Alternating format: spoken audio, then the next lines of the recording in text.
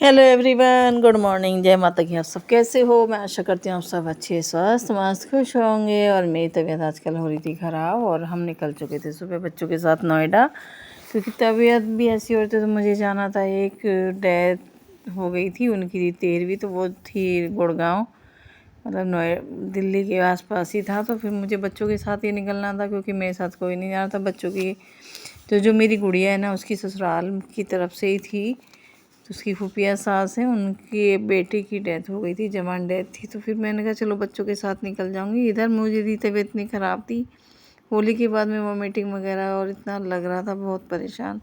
तो पहुंच गए थे नोएडा। और फिर उसी दिन उसका बेटे की थी, जो देवता है उसकी स्केटिंग क्लास चलती है, तो मैं उसको लेके नीचे आ गई थी, क्योंकि वो क्लास जो थी उसकी ऐसी थी 10 के आसपास थी, क्योंकि फिर निकलना था हमें गुड़गांव के लिए। तो फिर मैं उसके नीचे वहाँ आ गई, तो पेड़ के पास में मुझे बड़ा अच्छा सा ठंडक ठंडक सी लगी, तो मैं वहीं बैठ गई थी। इतने उसकी क्लासें चली। उधर छोटी भी ऊपर परेशान हो रही थी, मुझे उसको भी लेके आना, क्योंकि उसे ये रहता है कि इसके साथ जाऊंगी नीचे तो मैं वहाँ खेलूँगी।